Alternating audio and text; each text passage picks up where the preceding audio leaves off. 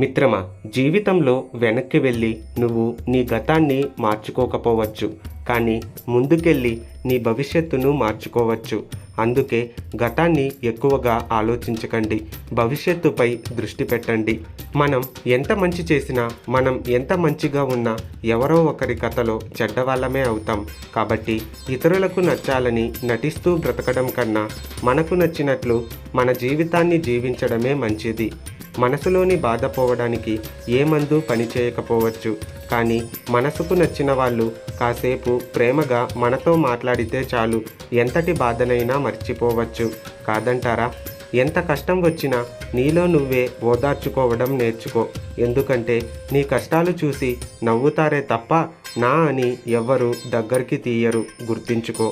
పెళ్ళి ఎంత ఘనంగా చేసుకున్నావనేది గొప్పతనం కాదు, నిన్ను నమ్మి తల వంచి తాళి కట్టించుకున్న భార్యని ఎంత ప్రేమగా చూసుకుంటున్నావన్నదే నిజమైన గొప్పదనం. నీటిని ఎక్కువగా మరిగిస్తే ఆవిరైపోతాయి.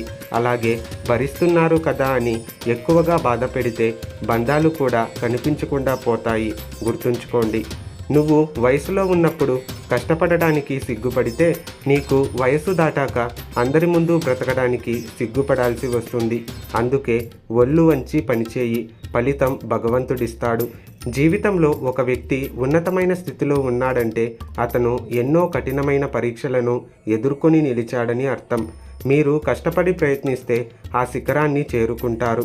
బాధల్లో ఉన్నప్పుడు కన్నీరు తుడిచేవాడు, భయంతో ఉన్నప్పుడు భుజం తట్టి నేనున్నానని భరోసా ఇచ్చేవాడు. కానీ జీవితంలో ఒక్కడుంటే ఆ జీవితానికి ఎప్పుడు భయం ఉండదు. కాదంటారా? మీ జీవితంలో ఇలాంటి వారు ఎవరైనా ఉంటే కింద కామెంట్ సెక్షన్లో కామెంట్ చేయండి.